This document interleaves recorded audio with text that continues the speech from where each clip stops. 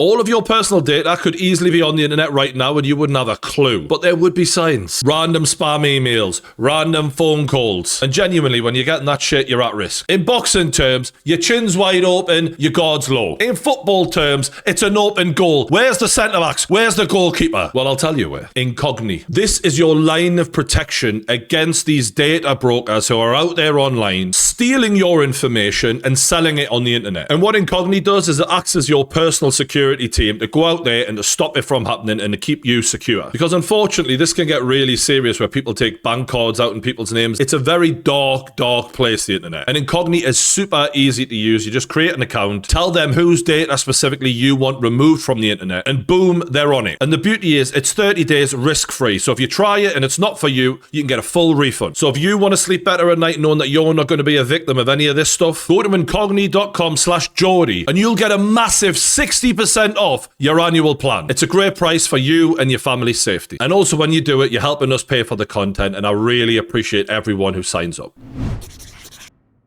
While the Prime Minister of the UK is trying to ban X from being used in our country, yes, that's really happening, America, not one for being overshadowed, said, hold my beer, we're about to kick things up a notch. As an insane fraud scandal has just rocked the United States. Now, it started in Minnesota, but it's very obvious that this is going on all over the country. And when I read it, I thought, yeah, something like this is happening in the UK, guaranteed. Like, we're way weaker and more pathetic than America. We'll have allowed this shit, no problem. And they've discovered that billions upon billions of taxpayers' money is being stolen after thousands of Somalis moved to America, set up these fake care centers, and were given just insane amounts of money for helping the kids. Only for no kids to be there, they've spent the money on lavish lifestyles and also sending the money back home to Somalia, and even allegedly wiring the money into Somalian terrorist organizations. So the Minnesota taxpayers are literally funding terrorism, apparently. You know, this really should be like a what the fuck moment for America, shouldn't it? But it's sort of not that surprising. And look, total chaos has broke out. One woman's lost her life. There's so much to unpack here. But I'm going to start at the beginning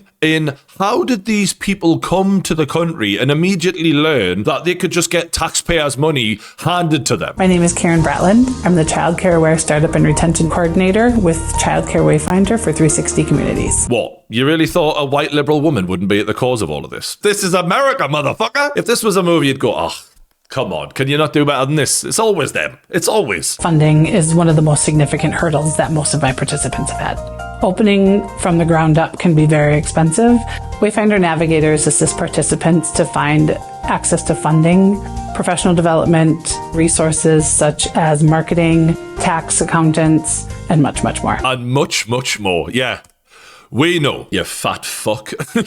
People like her have just literally taught them how to fucking scam the American taxpayer. And look, it's not all her fault. Someone should have been checking where the fucking money was going, don't get me wrong. But no one was, or at least they either weren't checking or knew and were okay with it. Until this young man, Nick Shirley, started to look into it and uncovered $110 million of fraud in a single day. Unfucking real. We'd like to ask where the money's going.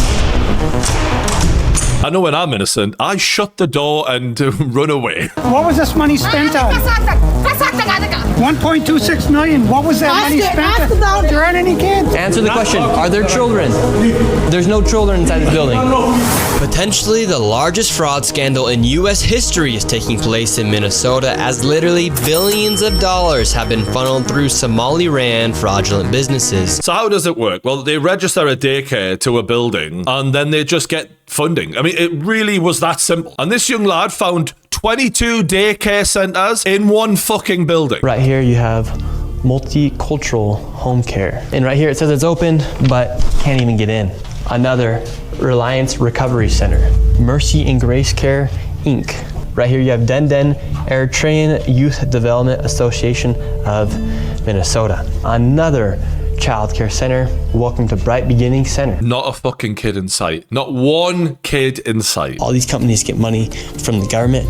Why would you have the same company essentially inside of the same building, door to door? Right here, Queenly Home Health Care. It just does not make sense. He even found a care centre that like got a load of funding, shut down, reopened under a different name in the same exact building the next day, and then got a whole bunch more funding. Creative Minds Daycare was actually shut down and was reopened the next day underneath the name Super Kids. And just in the past year, in 2025, this daycare alone has received $2.45 million. Now, one of the main daycares that he singled out have tried to actually defend themselves by saying, look, you know, you don't understand. We had documents to say that the kids were here. Someone stole them. Unfortunately, we saw that there was important documentation, enrollment of the children, and also employee documentation that was gone. There were also checkbooks that were ripped from our check papers that were ripped from our book. This is devastating news. This guy is so believable. And a lot of you out there, you might be cynical. Maybe you're a little bit racist. You have to have a word with yourself there. Check your biases at the door at this YouTube channel. Come on now. It's a very plausible explanation that thieves broke in the middle of the night. They left the money because they were prioritizing the enrollment forms of the children. And now we'll never know. And it's just... what can you do? Although one thing that does make me a little skeptical, I have to admit, is these $2,500 glasses he's wearing. I love it. I love it. This man is pimping out here. Imagine trusting this guy with your kids. Like, he could barely string a sentence together. And by the way, as always, a white liberal woman standing behind saying, racism has no place in childcare. It just writes itself these days. Someone's changed it to, I'm the reason our country is failing. You're not wrong. Because it's the enablers. And there's so many of them who think that they do-gooders because they're like, all of you lot, having a go at this hard-working lad being racist. And of course there are racist people in the world. But you know what isn't racist? Just wondering where the money's gone. Where's the millions we've been transferring to? Because there's no kids around here. So what's it been spent on? Because I see a couple of fucking big cars outside. You look like you spent a few quid on them. Where's the money? And if you're not aware of this story that much, then you might be wondering, who the fuck is in charge of all this money going out? Who's the one who overseeing this nonsense? Introducing Governor Tim Walz. Yes, this man was nominated as VP by Kamala Harris when she was running for president. Probably because he was the only person dumber than her she could find. But the guy investigating all of this actually has another theory as to why he was nominated. Why do you think Kamala Harris chose Tim Walz? Nobody knew who he was before. Why? That is interesting. The first day he's chosen, he raises the most amount of money than any other candidate in history. I think it's over $35 million he raised for the campaign within just a day of being selected to become the vice president. And now we know all this fraud's happening. How did Tim Walz, he used to be a high school football coach. He's not even from Minnesota. He's from Nebraska. How was he able to raise the most amount of money? Well, one way he might have been able to do that is if he was not only aware of the fraud, but involved in the fraud. And according to one whistleblower, not only was that the case, but he even covered it up big time. There is a criminal complaint, a formal criminal complaint that's been filed against Tim Walz, contending that he knew there was fraud, as stated by over 400 Minnesota Department of Human Services employees, that they told Governor Walz years ago about massive fraud. Not only did he not do anything, he fired people who were going to speak about it before they could. There was a hearing in the state regarding the fraudulent housing stabilization program, but before that hearing, Governor Walz fired the official who was slated to testify so that they could not testify and expose what was happening under Governor Walz's watch. So the more and more people speak out, this is very obvious that this was not ignorance. He was actively covering it up, meaning he must have been involved. And this is what he had to say when all of this started coming out and he had to speak about it publicly. This is what happens when they no longer hide the idea of white supremacy, when you hear the Vice President of the United States talk about now white people won't have to apologize for being white. Yeah. Just racism, basically. That's all he's got. Racism. It's racism, isn't it? Right out of the Keir Starmer playbook, ironically. Don't worry about the actual crime. Worry about the reaction of crime. Oh, you lot being angry about the fraud. Racist? Is this racist then? Because the breaking news is that since 2022, almost 90% of the people charged with felony fraud in Minnesota were Somali. 90%. Pointing that you might have a bit of a problem with your Somali population in Minnesota. When it's 90%, I don't think that's very racist, personally. I think that's a really worrying statistic. Maybe, just maybe, there's a little bit of a problem in this community right now we might want to have a fucking look at. But again, just like in the UK, noticing that there's a bit of a pattern going on here and it's a bit worrying, you're racist. It's just absolutely insane. In the UK, my last video, they said, an Afghanistan man is more than 20 times more likely to commit a sexual assault. And then you've got the woman who's in charge of looking after women and children being like, everyone does it though. Everyone does it, don't they? Really? If you're going to point that out, I mean, bit racist. What does racism even mean anymore? Now just pointing out shit that's fucking bang out of order is racist. And it's like, you've actually destroyed yourself because that was your only defense. Racist. That was your only defense. And now you've lost it because people from all colours with common sense know that that's bullshit and you're hiding behind it and we're not going to take it anymore. Now, this has been going on so long that there's speculation that just in Minnesota, we could be looking at 80 to 100 billion of fraud committed. Now, as you can see in this document here, January 6, 2026, they're starting to audit them. They're looking into everything. And what they found was during the audit, they identified a number of documents that were backdated or created after the audit began. They're trying to make everything add up now and trying to make it all make sense. The problem is, it's very obvious that there were no internal checks for all the money going out. They weren't checking all these businesses legit. None of it. They were just signing it away. Yep, no problem. Just money floating out of the door. And let's not forget here, this is the taxpayers' money. People are working very hard, struggling to pay all that fucking tax. It's just a circus, pissing that money away that should be getting spent on the community. Now, there's a lot of speculation as to what were the benefits to Tim Walz for him allowing this and being involved in this. And one reason is votes. And they all vote together, and there's ballot harvesting. I've seen them do it. So this building right here, Cedar Riverside, major, massive apartment complex. How many Somalians do you think live in there, for instance? Well, this is just one complex. You've got 20 more just like this around the Twin Cities, and they're all Somali. You're talking probably 100,000 or more people, and they're all living rent-free. They're driving a vehicle that you paid for. They're eating food that you paid for.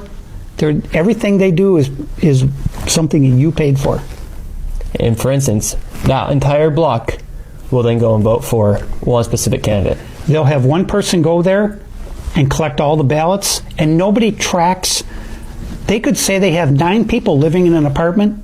They're going to send them 9 ballots. So aside from the money, there's power involved in this as well for Tim Walz. And he starts tweeting about the kid who made that documentary about the fraud, called him a far-right YouTuber and a delusional conspiracy theorist. However, not long after that, he was forced to drop out of the race for re-election. Bearing in mind, this was a man who was nominated for VP at the Democratic Party. You have to be high up and a sure thing for getting re-elected in order to get that position. So for him to drop out of that race, he knows it's bad. He knows bad things are coming for sure. And if you're not fit to be re-elected, then what the fuck are you doing still in the job? Much like when Joe Biden wasn't fit to be re-elected. Like, what are you doing then? He put out a big statement in this tweet here, but the first line reads, Minnesota has to come first, always. And you're like, you're a fucking joke. You literally fucked those people out of their hard-earned tax dollars and let it go out the fucking window to people who aren't even from Minnesota. So to put yourself forward as some sort of martyr, I've fallen victim to this situation, but I'm going to put Minnesota first. I don't want what's going on with me to, hurt Minnesota in any way. Oh, you're such a fucking hero, aren't you? And when he finally had to get on stage and talk about it, who did he point the finger at? Donald Trump. Because of course it's his fault that you've been caught with fucking billions and billions of fraud going on. I'm going to note to all of you, today is January 6th. There's no debate what happened. The President of the United States led an insurrection against a fair election to try and overturn that and, report both sides of this. Well, he said he really didn't, and courts convicted 400 of them and he pardoned them. No, he did that. Imagine bringing that up when the microscope is on you. What have you been up to? Where is all this fucking money? He's like, well, what about what Donald Trump did a few years back? It's so ridiculous. It's like what a school kid does when he's getting told off by the teacher. What about what Johnny did last week? And it's clear that we also saw today he implemented 5 states are being punished with a freezing of federal funds illegally that were appropriated by Congress, our tax dollars. He froze the funding because you're giving it to people illegally. You can't be trusted, which is your fault. If you could just run your fucking state properly, this wouldn't have been necessary, you moron. But it's all Donald Trump's fault, isn't it? And the sad thing is that they've had to do that. There may well be, and I'm sure there is, some genuine care providers who've been impacted by this because they couldn't just run their state properly. And despite being caught red-handed, he still refuses to resign. It ain't happening. I'm not going anywhere. And you can make all your requests for me to resign over my dead body. Will that happen? I will fight this thing till the very end to make this state better. And the question that I think they need to decide is when did the guy in the White House resign? When does he take accountability for what he did? Because it isn't going to happen here. We're not going to take accountability. And what you're saying with him is someone who, no matter what happens, he will deny until he dies. There is never going to be an admission of guilt. Ever. And he's still talking about doing the best for the people of Minnesota. Are you joking? You've stolen money from them. Billions upon billions of dollars that could have helped the community. And the more he talks, the more crazy he's getting. We've got conspiracy theorist right-wing YouTubers breaking into our daycares, demanding access to our children. They're not demanding access. There were no children. That's the problem. He's wandering around going, why are there so many rooms with no fucking kids in and all these bullshit, bogus fucking daycare thingies on the fucking side of the door? Can you believe the way he's reframing this? And it's, oh God, I fucking hate how much they lie. We've got the President of the United States demonizing our Somali neighbors and wrongfully confiscating funds that Minnesotans rely on. It's disgusting and it's dangerous. This is pure evil right here we're watching right now. When you are caught red-handed and you just keep lying and keep lying and keep lying. How he can stand up there after everything he's been caught doing and just say it with a straight face like that, I don't know. But they're just wired differently. And unfortunately for Tim Walz, the digging into his history has started and they're doing it live on TV. What percentage of Somali-headed households in Minnesota are on Medicaid? I don't know. It's 73%. Do you know what that number is for Minnesota native households? Again, you're using the phrase Minnesota native households, but the majority... The number is 18%. That's quite an astounding difference. I think we would agree. Can I answer the question, please? Let me ask you one more, and then we can go on to that. What percentage of Somali-headed households are on welfare in general? I don't know. It's 81%. 81%. It's just a drain on society that I don't give a fuck who it is. It doesn't matter who the fuck is getting 81% of their population in Minnesota are on welfare. What a contribution that is. After 10 years of being in the United States, what percentage of Somali immigrant households continue to be on welfare? I don't know. The number is 78%. You've been here 10 years and 78% of you are still on the fucking welfare, like. That's just so damning. They're not even talking about the theft. They're just saying, look, they're coming here and they're doing fuck all. And you lot are enabling it. So would you say this is the Somali population is an important demographic for Democrats to win over politically? Unquestionably. Got it. And do you think it would have hurt Democrats' political standing with the Somali population to investigate this fraud? Very clearly.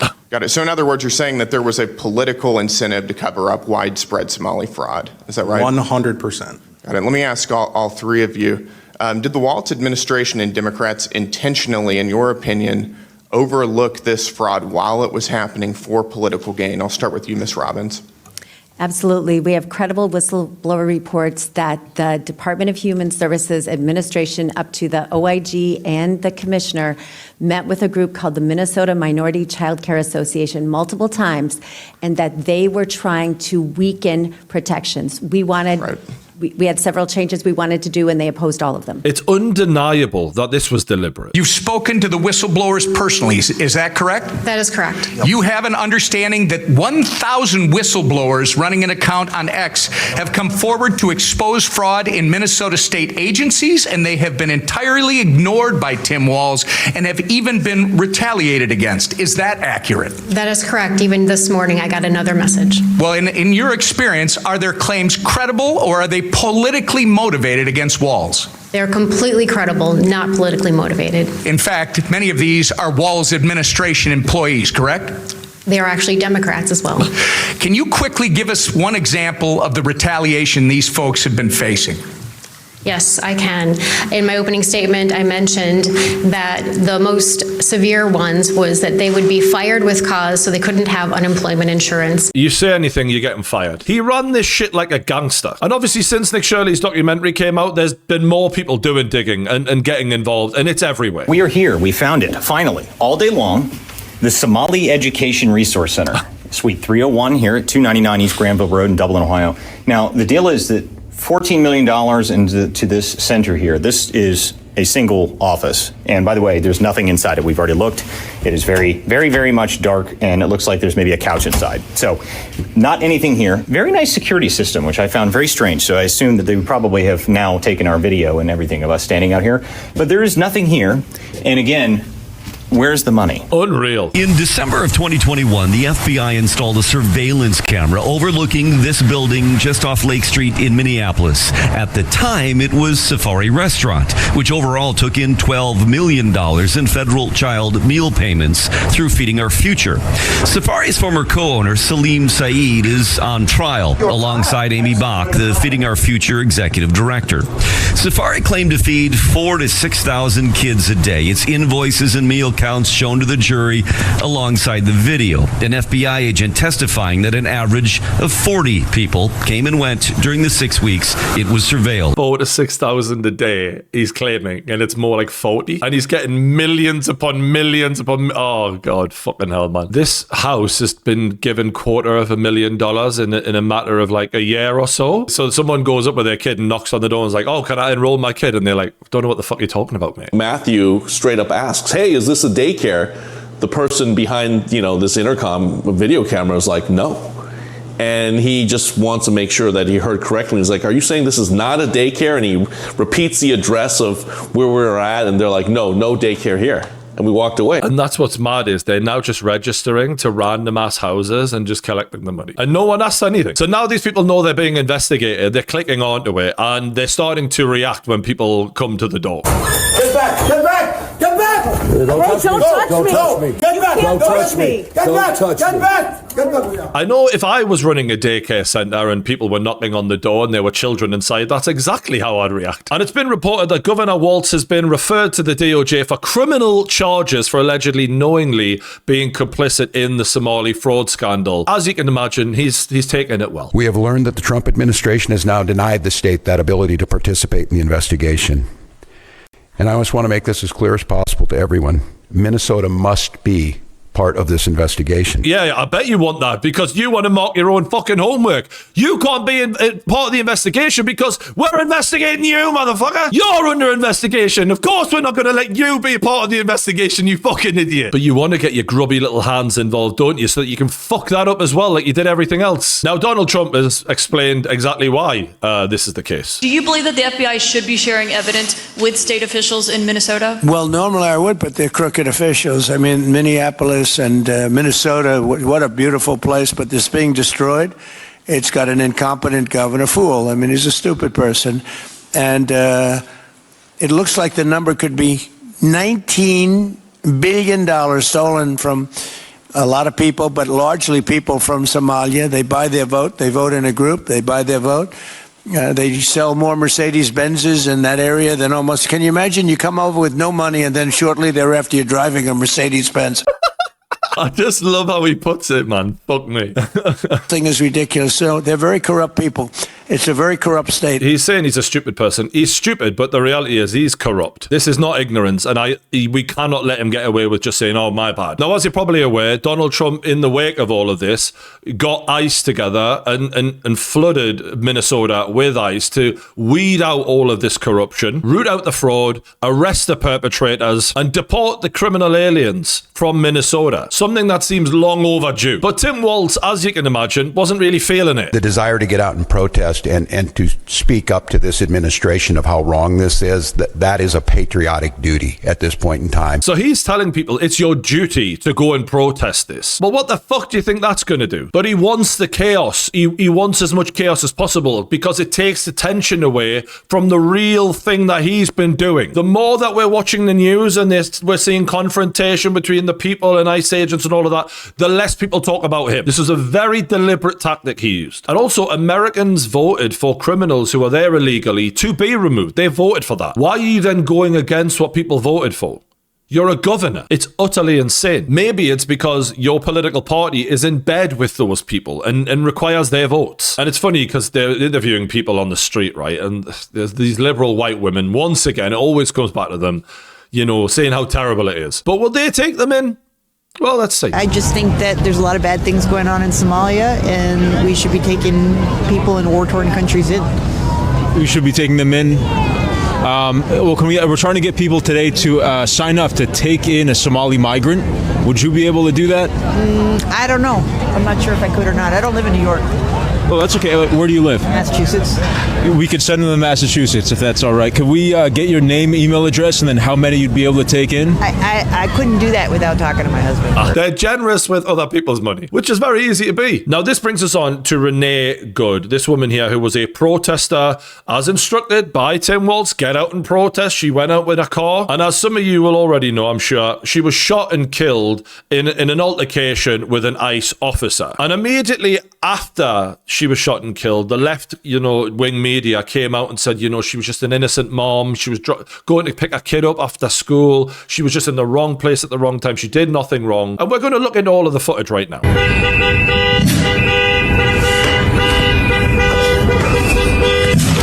So that's her blocking the road. So she's dancing in the middle of the road as she's blocking the road, having a great old time. So that's prior to the issue that she had with the ICE agent. Now, the videos came out in stages, and I'm kind of going to go through these in the way that they came out.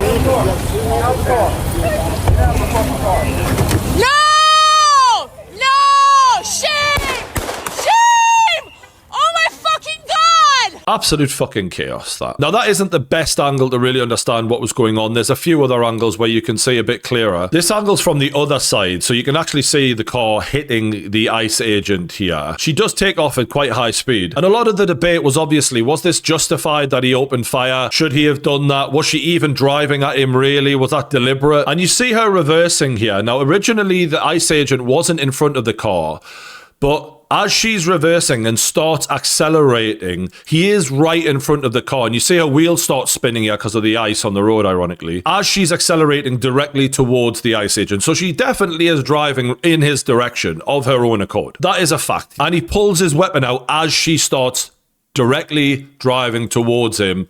And that's when he shoots after he is hit by the car. He gets hit, then he shoots. And this isn't me doing mental gymnastics to make what he did okay, because I don't think it's good that someone got shot and killed. I'm certainly not just trying to side with this guy because I disagree with her politics. I don't want to see anyone killed in this situation, obviously. But this issue is dividing America, and it is causing, it's since caused more riots. So I think we have to really analyze here what the fuck happened. So I think that video clearly shows he gets hit, then he shoots her. Now, that doesn't necessarily mean he had to shoot her. We can talk about that. But there is another video which shows even more clearly what happened, not just as the collision happened with the guy, but also beforehand. That's fine, dude. I'm not mad at you. Show your face. I'm not mad at you. It's okay. We don't change our plates every morning, just so you know. It'll be the same plate when you come talk to us later. That's the wife of the girl who got shot. She's obviously a lesbian, yeah. That's fine. U.S. citizen. You want to come at us? You want to come at us?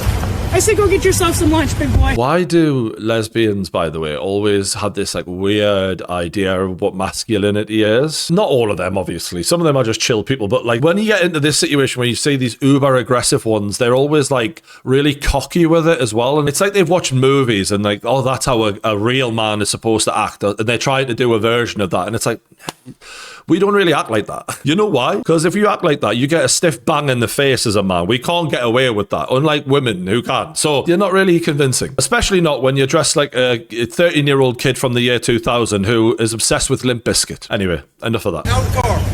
Get out of the fucking car. Okay. So she's still smiling here, which is quite interesting. You see, she's smiling as they say, get out of the car. And she reverses at this point. Clearly, the guy who shot her is directly in front of the fucking car here. Oh! Now, I don't know if you heard, but the lesbian wife was saying, drive, drive, drive. He gets hit, then he shoots her. Get out of the car. Oh! Now, look, I've been over this a few times in my head of like, who was in the wrong? What should have happened? What could have happened? Like, should he have shot her? Is the real question. And it's a difficult one to answer for me because I don't think he had to shoot her. I don't think that was necessary. I don't think that was his only choice here. But equally, I've not been a cop who's dealing with people every fucking day testing me, and I've never had someone drive a fucking car at me while I've been on with a gun before. And I've also never been trained day in, day out as a cop and being taught to, if you are threatened, with your life is threatened, shoot the motherfucker. That's not drilled into my head to be the first thing I do. So it is easy for me to say he probably wasn't going to get hit, like in a really, even though he was hit, he probably wasn't going to get hit in a way that was going to seriously injure him. Therefore, did he have to do this in the moment? For me, I wouldn't have. But I don't think it's as black and white as some people are making out on either side. Some people are saying he absolutely had to shoot her or he didn't have to shoot her. I think this is a really out of control situation. And to be fair to the cop, it's not out of control because of him in the initial. It's out of control because she's out of control. You know, when she's driving away, people are saying, well, it looks like she's turning away after she starts driving. Well, it does, yeah. But do you think she was accepting, like, if I hit him, I hit him? I think she was. She was like, fuck it, I'm driving now. There was a guy right in front of her car, a cop, and she floors it. She's accepting in that moment, I might hit him, fuck it. When you do that, we'll have to accept, you know, as much as no one wants to see this girl die, and I don't want to sit here and say I think it's okay that she died, I don't. But she was out of control, she was extremely reckless, and she was playing a game of, he might shoot me, he might not in that moment. And you know, the phrase play stupid games, win stupid prizes comes to mind, because she could have easily gotten out of there with her life. Easily. And that's something we also have to acknowledge. You know, I'm sitting here saying he probably shouldn't have shot her, but equally, if she'd have just done the normal thing and not floored her car towards a cop, that she absolutely would have gotten out of there alive. And let's not act like she didn't have encouragement. You know, her wife was shouting, drive, baby, drive. It's like, is that what you say when your wife's car's pointing directly at a cop? Like, you know, her wife was acting big, tough and manly, wasn't she? But when in that moment, she lost all fucking control and gave her the worst possible advice. And in that panic, she made a really bad decision. Now, did she deserve to lose her life for that? Probably not, in my opinion. You know, maybe the cop could have went, look, I could just jump out of the way. Like, he should have just jumped out of the way. What are you doing, bro? Like, that's another thing I haven't covered here. And I want to make sure I'm fair to everyone in this situation, because it's like, I understand that if you're politically left-leaning or right-leaning in this scenario, you're just going to side with whoever, you know, is part of that. But I don't want to be that person, and I'm never going to be that person. And people have called me a right-wing fucking grifter plenty. I don't care. In an ideal scenario here, he doesn't shoot her, but the problem is, can we punish him now? Can we say you're out of order for doing that? What precedent does that set? Well, now people can just drive towards cops with their fucking cars and ram them and fucking be fine. Like, that's another problem you've got with this. There's no way they can't back this man now. They have to. Even if he could have handled that situation better, they can't punish him for it. Especially when apparently he was hit by a fucking car a few months back. I mean, maybe he needs to stop fucking standing to the side. Like, and the really sad thing is that this girl lost her life and she had a kid. And you think to yourself, what are you doing? Like, and I know she didn't pull the trigger, right? Someone else pulled the trigger. But if you've got a kid, there are certain scenarios that you just don't put yourself in. And this is fucking one of them, isn't it? People are saying how unfair it is because she's got a kid. It's like, do you know how many mothers are doing this shit when they've got a kid to worry about? Especially when apparently the dad had died. Like, you've only got one parent left, and this is how you're spending your life. And the life that you've lost, you did it, defending Somali fucking thieves who don't give two shits about you, who would happily steal from your kid. Was it worth it? Everyone is affected by this. That young lady could have been anybody in this audience. Well, it doesn't matter what, forget color, forget it. It could have been anybody. Could have been anybody. I mean, how many of you in this audience have accelerated your car directly towards a cop? Has that happened to any of you? Yeah, all of you. Could have been anyone then. Could have been anyone. Do you know who could have been any of us? This girl. This girl could have been any of us, minding our own business on the train, harming no one, in no way threatening to anyone. That could have been anyone. Yeah. There's a big difference. And another glaringly obvious reason why it couldn't have been anyone is the fact that she was an Ice Watch warrior who trained to resist the feds before the shooting. It sounds like she was paid to be a little soldier of the left who would be organised into turning up at places that ICE were going to be and to create disturbances and be a nuisance. This was not an accident. She wasn't just I just happened to find it. No. This was organised, and she was part of an organised group. So as sad as it is that she died, this could have been anyone narrative is a fucking lie. And as the guy in the next video proves, like, paid protesters in America, it's a fucking industry. It's unbelievably common. Right now, I am representing myself, and I'm representing the folks at Rise and Resist who have been trained Rise to and be Resist. marshals. How much do they pay you to wear this vest? Absolutely nothing. Really? So I did some digging, and the woman trying to stop my interview is named Karen Shaw. She is a professional protester. I found her at almost 100 different protests. Let's look at her portfolio, shall we? Here's her outside Trump Tower saying TikTok time's up. Here's her saying ban guns, not drag. Amazing. This is her telling us that lies have consequences. She is also very passionate about abortion. Even in the video right now, she's just wearing a hat that says abortion on it. Sometimes she gets less creative though and just holds a sign that says enough. Now here I found her working with a different professional protester that I've exposed. This is Stuart Waldman. He was there when they raised the Palestinian flag over City Hall in Rhode Island. Everyone knows you. Everyone knows me? They know who you are. They know what you do. I know what you do as well, Stuart Waldman. You are on the board of riseandresist.org, the company that is paying people like Karen for a second job as a professional protester. It takes investment, it takes organization for these levels of protest to just mobilize out of nowhere. It's no coincidence that this girl was where she was at all. Now, unfortunately, in the aftermath of this girl's death, there's basically chaos. It's riots, it's protests, it's the lot. We are in downtown Minneapolis. We've been following this protest outside of a hotel where these protesters believe federal agents may be staying. And just in the last few seconds, it appears they're trying to get actually inside this hotel. They should be outside Tim Walz's office, banging on the door going, "Where's our fucking money, you crook?" And look, this is how bad the protest got. It's thousands of people. It's absolutely chaos. And one woman was even interviewed carrying her baby in the protests. People who frankly aren't from here coming in and telling us who should be here, and when it comes down to loving my neighbor, I'm just going to love my neighbor. I don't want people coming here who aren't from here telling us what to do. And it's like, do you know people who aren't from there came there and then stole all your money? Is that not more of an annoyance? This is Lola. Lola, and why was it important for you to bring her? Just to feel the energy of love and community, and to show people that I'm not going to let someone else intimidate me to live in a city that doesn't represent what I want it to represent. You should not be bringing your kids to a situation like that, you fucking moron. That shit can go bad at any second. You don't know what the fuck's going to happen with that many people around. She's a moron. And in the wake of Renee Good's death, Tim Walz had this to say. We've been warning for weeks that the Trump administration's dangerous, sensationalized operations are a threat to our public safety, that someone was going to get hurt. Just yesterday, I said exactly that. What we're seeing is the consequences of governance designed to generate fear, headlines, and conflict. It's governing by reality TV. He encouraged people as a duty to get out and protest. He told them to get out and protest, knowing that ICE was coming. He didn't say, do you know what? They're coming. Everyone, be law-abiding citizens. Don't be doing anything, aggressive towards these people. Leave them alone. Keep yourselves to yourselves. He literally encouraged them to go out there and make it as difficult as possible. He was the one who wanted this conflict. He could have calmed the temperature down. He could have said anything to try and get people to just respect the law and to make sure that this didn't happen. He doesn't want that. He is delighted at this woman's death because A, it's taken the pressure away from him and it's given him a stake to beat Donald Trump with. He loves it. And he puts this tweet out with the hearts and minds of the people on our side. We will do everything we can to seek justice. The only justice is him behind bars. That's the only justice. And it's amazing that he can speak in this way. And it's funny because ICE has released a list of all of the criminal aliens that they've arrested while in Minnesota. And you can see the pictures of these guys and a couple of women there as well. And in the list, you read them. A lot of these people, they raped little kids. And you're out here protesting, trying to stop them being fucking, detained. Absolute morons. Just so brainwashed. I'm just reading away here. Murderer.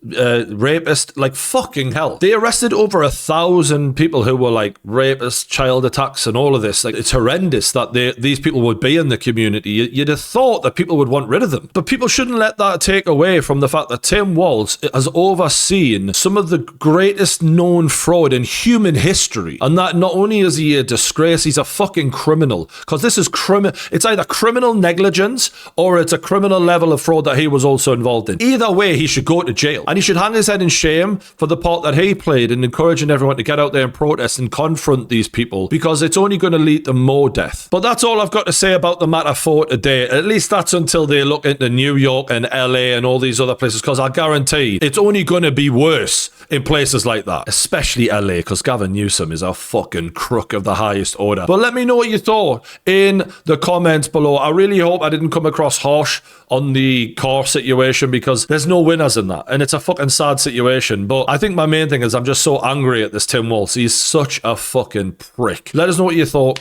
in the comments below. If you haven't already, hit the like button, subscribe to the True Geordie YouTube channel. I'll see you on the next one.